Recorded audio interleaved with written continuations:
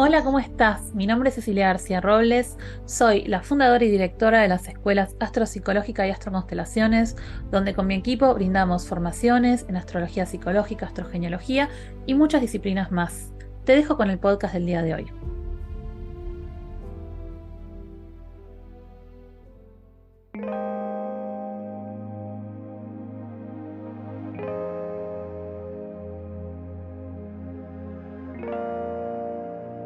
¿Qué tal? Bienvenida, bienvenido a este nuevo podcast de astrología psicológica. Hoy tenemos un tema muy interesante, hoy vamos a hablar de astrogenealogía, específicamente del amor en la familia, en el sistema familiar y cómo esto queda grabado en tu carta natal.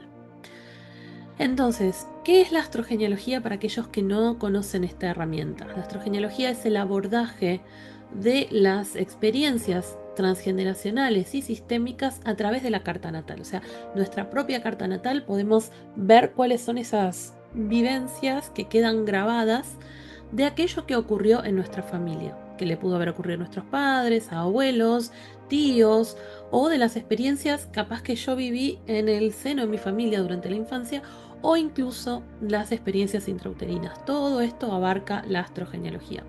Es una disciplina que yo vengo estudiando hace más de, les diría, 10, 15 años y bueno, he escrito libros al respecto y bueno, es algo que me fascina porque yo vengo del campo de las terapias sistémicas y lo he observado a lo largo de mi formación y mi experiencia como psicóloga, consteladora familiar, cómo los asuntos no resueltos de nuestra familia se pasan de generación en generación, ¿no? Y esto lo que trae es muchísimo dolor. Entonces, ¿por qué vamos a hablar del amor? Bueno, porque es una experiencia que es muy profunda, que produce mucho dolor cuando estas experiencias no son satisfactorias, lógicamente, ¿no? Cuando el amor fluye bien, por supuesto que nos da alegría, ¿no? Pero, ¿qué pasa cuando en la familia hubo infidelidades, hubo amores prohibidos, hubo amores ocultos, hubo traiciones, hubo viudez temprana? Todas estas experiencias terriblemente dolorosas podrían dejar marcas en nuestra psique, incluso aunque nosotros mismos o nosotras mismas no las vivimos de primera mano. Entonces, lo que buscamos a través de la carta natal es dónde están inscritas estas experiencias para poder comprenderlas, para poder entender qué es lo que estamos repitiendo, qué es lo que está produciendo esas dificultades en nuestra vida y poder honrarlo para de esta manera que no tenga que seguir repitiéndose y produciendo tanto dolor. Pero lo que quiero decir o que quiero hacer es desligar las experiencias dolorosas en las parejas de mi árbol con las dificultades en mis relaciones de pareja. ¿Qué quiere decir? Quiere decir que no siempre que hubo parejas disfuncionales o relaciones dolorosas o mentiras o engaños en las parejas de nuestro árbol genealógico, necesariamente vamos a tener problemas en nuestra relación de pareja. Y que además esas experiencias, si fueron muy dolorosas, muy traumáticas y dejaron huellas en nuestra psique, puede ser que condicionen no solo nuestra relación de pareja, sino otros ámbitos de la vida. Por ejemplo, he visto muchísimos casos de personas que vienen de un contexto de la relación de sus padres muy complejo, de muchas discusiones, muchas peleas o engaños o maltrato, y que estas personas se vuelven terapeutas, ¿no? Entonces buscan reparar esa situación y no necesariamente lo viven en su relación de pareja. También decir que no todos nuestros problemas de pareja provienen de nuestro árbol, por supuesto, ¿sí? Y que incluso hay asuntos que pudieron haber sido otro tipo de situaciones, por ejemplo, muerte, alguna muerte traumática de algún miembro de la familia, alguna deshonra, alguna pérdida de dinero, que puede estar afectando nuestra relación de pareja, aunque no provenga de un asunto de pareja en el árbol. Entonces la psicogenealogía, que es el abordaje de cómo se repiten y cómo se reparan estos patrones transgeneracionalmente, es muchísimo más complejo, no es tan lineal, ¿no? De que una dificultad se va a expresar de manera exactamente igual en la descendencia, ¿sí? Bueno, dicho esto, entonces, como yo sé que los que están escuchando el podcast probablemente tengan conocimientos al menos básicos de astrología, te quiero comentar que hay algunos indicadores de la carta natal que podrían hablar de cuáles son esas experiencias dolorosas o de qué es lo que mantuvo unido a las parejas en el árbol. Esto te puede llegar a dar una orientación de por qué, por ejemplo, puedes llegar a tener ciertas dificultades a la hora de conseguir pareja, de mantener esta pareja, o que capaz elijas siempre determinado patrón de pareja. Por ejemplo, me acuerdo ayer en una práctica de otra disciplina de tarot sistémico transgeneracional, un estudiante decía que tuvo se separó y no volvió a tener relaciones de pareja y quería trabajar porque no podía tener pareja, ¿no? Entonces, claro, yo ahí le pregunto, bueno, ¿cómo fueron tus relaciones anteriores? Tuve una sola, muy larga y muy difícil. ¿Cómo fue la relación de tus padres? Muy larga y muy difícil. ¿Mm? Entienden cómo muchas veces estos patrones los repetimos de manera muy similar. De hecho, lo interesante era que aparecía algo muy parecido en la pareja que había elegido respecto a su madre y el lugar que ella ocupó para su madre. Entonces, lo que vamos a ver en realidad podemos enfocar en distintos mm, indicadores de nuestra carta natal, porque no todo lo va a grabar el mismo indicador. Por ejemplo, podríamos verlo en la luna, que tiene que ver con esas experiencias tempranas, con esa necesidad de fusión emocional con nuestros cuidadores que a veces nos lleva a repetir ciertos patrones en las relaciones adultas. Lo podríamos ver a través de Marte, las peleas, los conflictos. Lo podríamos ver en distintas casas como la casa 7 o la casa 8. Pero hoy te vengo a hablar de Venus. ¿Por qué Venus? Porque es uno de los indicadores más importantes de las relaciones y es el que nos habla del amor. Entonces en Venus va a quedar grabada información de nuestro árbol de cómo se vivió el amor, de cómo se vivieron las parejas, las relaciones, qué llevó a las parejas del árbol a unirse o a separarse. Todo eso puede estar condicionándonos inconscientemente a través de creencias, mandatos, patrones aprendidos, conflictos. Entonces tenemos que considerar varios factores, como el signo, la casa, los aspectos y toda la posición de Venus. Y no solo Venus, sino todo el resto de la carta natal, qué casas rige Venus, dónde tenemos a Libra en la carta natal, la casa 7. Bueno, hay muchos factores a considerar, pero hoy vamos a hablar de Venus principalmente. Entonces, por cuestiones de tiempo, voy a hablar de Venus en los elementos, haciendo alguna particularidad en cada signo para no extenderme demasiado. Pero podríamos encontrar, por ejemplo, en personas que tengan Venus en signos de fuego, Aries, Leo, Sagitario, asuntos de peleas en la familia, individualidad. A ver, no es que el fuego sea malo ni bueno, ¿sí? No es que haya elementos o signos buenos o malos, simplemente que cada uno va a expresar sus luces o sus sombras. Entonces, el fuego es muy bueno para muchas cosas y no tan bueno para otras. Para lo vincular no es el elemento más apropiado. Tenemos otros elementos como el aire, por ejemplo, que es, o el agua incluso, ¿no? Donde Venus se exalta en Piscis. Pero todo emplazamiento tiene sus luces y sus sombras, sus potenciales y sus dificultades. Lo que encontramos en el fuego tiene que ver con la individualidad, con la lucha, con el sobresalir, con el imponer mi voluntad y mi deseo, por el avanzar hacia lo que quiero. Esto es muy bueno, por ejemplo, para sobrevivir, para salir adelante ante las dificultades. Por ejemplo, el Sol en signos de fuego, Marte en signos de fuego, muchas veces nos habla de esta fuerza, de esta lucha. Cuando Venus está en los signos de fuego, puede hablar de las relaciones, donde hubo pelea, donde hubo luchas de poder, donde hubo individualidad. ¿Por qué? Porque Venus nos habla de cómo fue la vincularidad, cómo fue el amor. Venus busca la cooperación, busca el equilibrio, busca el compromiso. Y en fuego lo que se produce es choques, rupturas. Aunque también nos podría estar hablando de un aprendizaje de autosuficiencia, no tener que depender de nadie, de poder hacer las cosas por mí misma. También nos puede hablar de pasión, de fuego, ¿no? De esa intensidad emocional, que también puede ser un factor bien llevado, puede ser un factor que mantenga la llama viva en las relaciones. Entonces, si tenés a Venus en Aries, por ejemplo, que nos habla bastante de peleas, de individualidad, de dificultad para conciliar, habría que ver qué pasó en el árbol.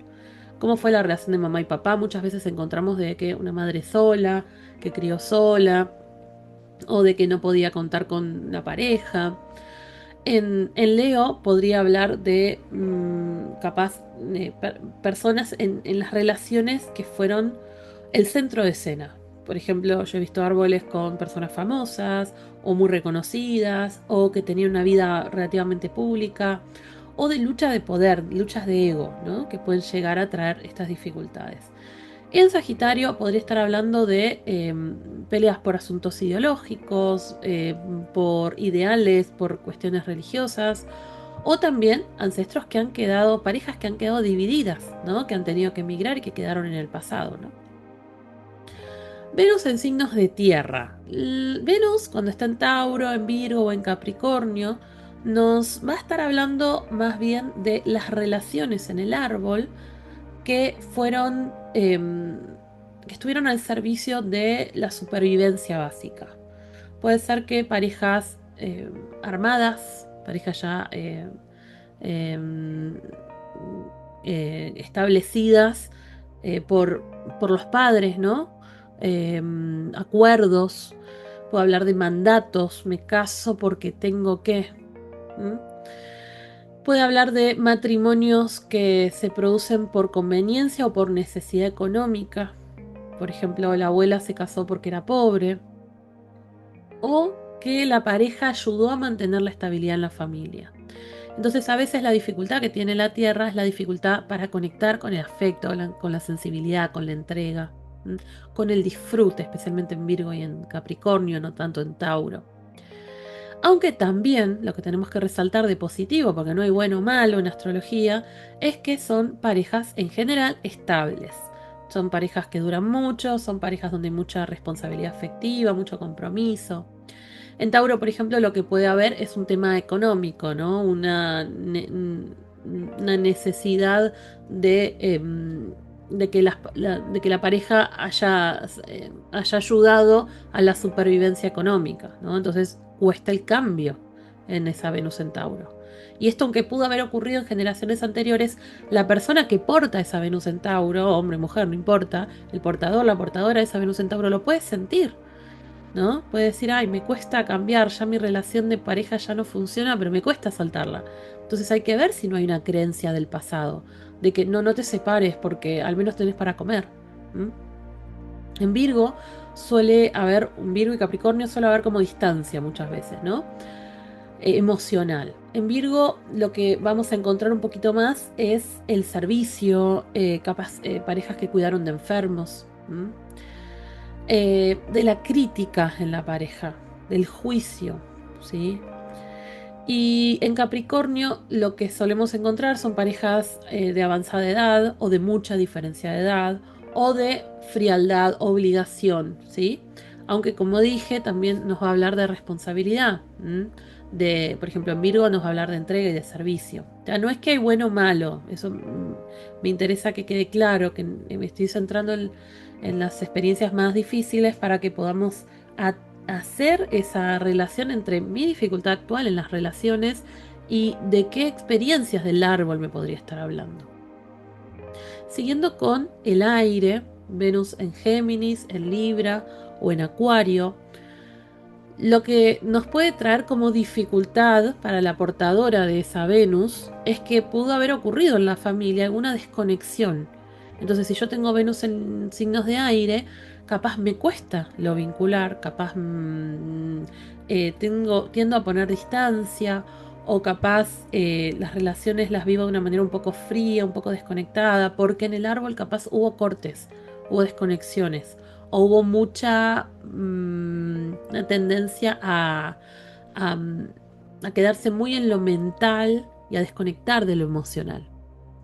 Entonces, en Venus en Géminis, lo que solemos encontrar, lo que podríamos encontrar es una dispersión, parejas que capaz hay mucho diálogo, pero hay poca profundidad.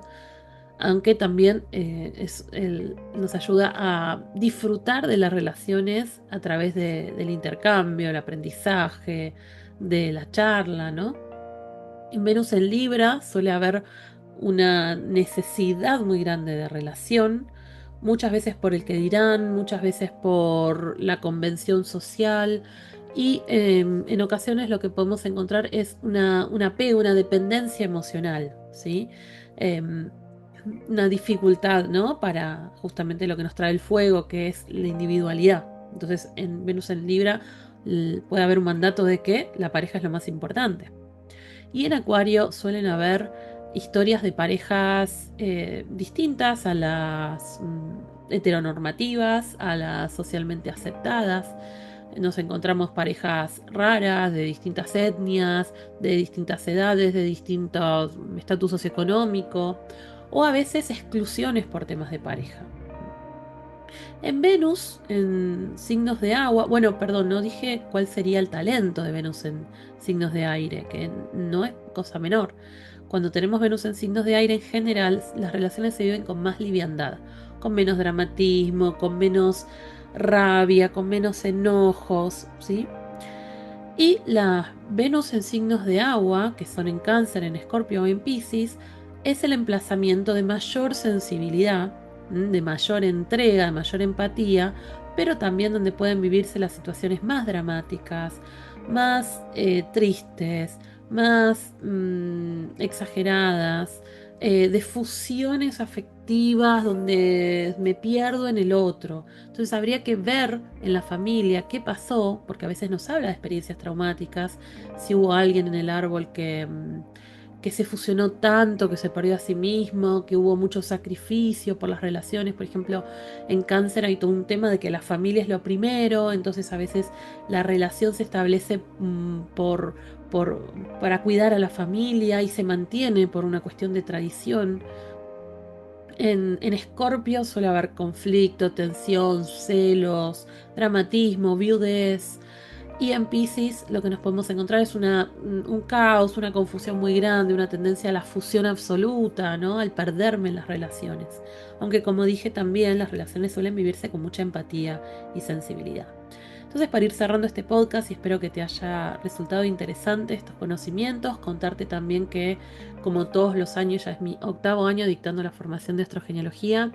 El 14 de marzo de 2026 empieza una nueva camada de esta maravillosa formación de 9 meses súper profunda, donde vas a aprender todo lo básico y lo no tan básico, también lo profundo de este abordaje, de esta mirada, donde yo pongo mucho de mis desarrollos de la psicogenealogía, de las constelaciones, de la psicología, bueno, de otras fuentes y la experiencia, ¿no? También acompañando muchas personas, donde cada año el programa se actualiza, estamos haciendo muchísima práctica, estamos haciendo dinámicas muy interesantes y un programa muy profundo con muchísima información.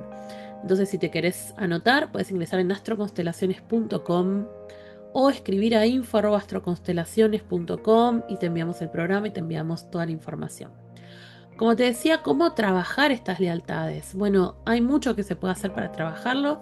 En un podcast, la verdad que no me alcanza el tiempo para profundizar, pero sí contarte que mirar, reconocer, honrar es fundamental. Porque lo que se repite es lo que no fue integrado, lo que no fue visto. Y cuando le podemos dar un lugar en nuestro corazón, eso ya deja de tener tanto peso. Y también muy importante es poder mirar hacia el pasado para honrarlo, pero también poder distanciarme, poder decir, esto es tuyo abuela, esto es tuyo tío, esto es tuyo mamá. Y esta es mi vida. Entonces a veces hay una culpa inconsciente, hay una lealtad inconsciente, hay un querer seguir a nuestros ancestros en sus historias. Si ustedes sufrieron, yo también. Y eso solo produce dolor. Entonces también poder decir, dejo contigo lo tuyo y yo me quedo con lo mío. Así que espero que te haya gustado esta mirada de la astrología. No sé si la conoces o no. Puedes dejar tus preguntas, tus comentarios. Ojalá que te haya gustado y recordarte que es tu oportunidad para formarte. No solo para adquirir una herramienta profesional que es de vanguardia, que cada vez más gente consulta porque quiere trabajar con su historia familiar, sino también para hacer un recorrido personal de transformación. Muchísimos de mis estudiantes han hecho esta formación para conocerse a sí mismos y muchos de ellos después les gusta tanto que quieren ayudar a otros. Así que es un viaje único para conocernos y saber de dónde venimos. Eso fue todo por el día de hoy. Espero que te haya gustado este podcast y te invito a seguirme en las redes en Astropsicológica o Astroconstelaciones.